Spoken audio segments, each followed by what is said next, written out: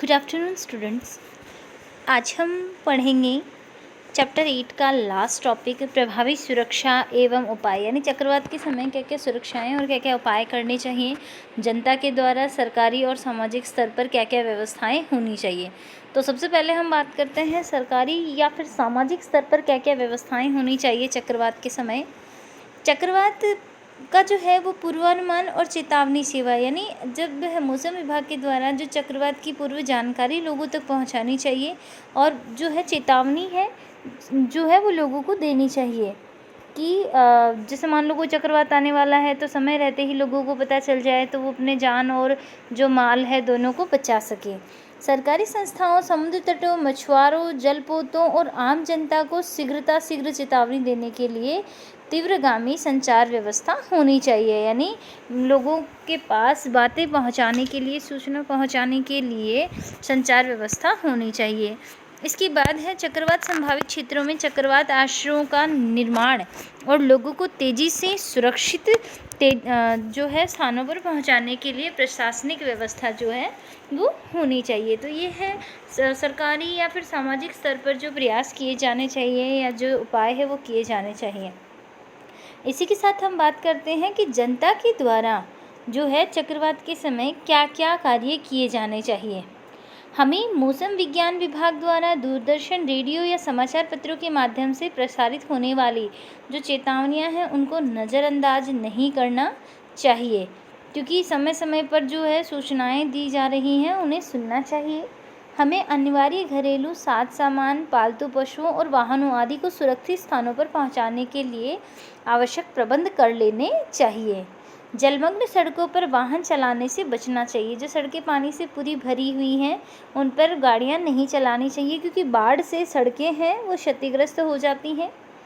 सभी आपातकालीन सेवाओं जैसे पुलिस, अग्निशमन दल और चिकित्सा केंद्रों के टेलीफोन नंबर की सूची है वो हर समय अपने साथ रखें, आवश्यकता पड़ने पर इनसे मदद ली जा सके।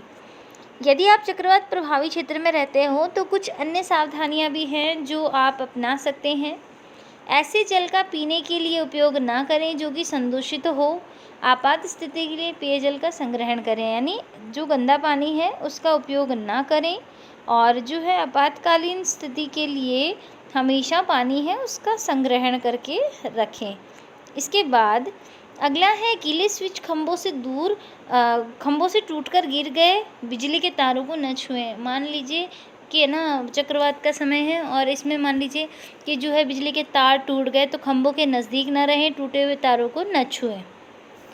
महज मनोरंजन के लिए बाढ़ अथवा चक्रवात प्रभावित क्षेत्र का भ्रमण करने बाहर न जाएं। बाहर का माहौल देखने के लिए, अपने मनोरंजन के लिए बाहर न निकलें। बचाव दल पर आवश्यक मांगों की आपूर्ति के लिए दबाव न डालें। जो बचाव दल जो होता है, जो लोगों को, नागरिकों को बचाते हैं, उन पर जो है अनावश्यक सामग्री का है, यानी जितनी आवश्यकता है उतनी ही सामग्री ले, अनावश्यक सामग्री जो है उसका दबाव न डालें। अपने पड़ोसियों और मित्रों को यथासंभव सहयोग और सहायता दें। आपके जो पड़ोसी हैं, आपके जो मित्र हैं, उनकी आपसे जितनी हो सके उतनी सहायता करें।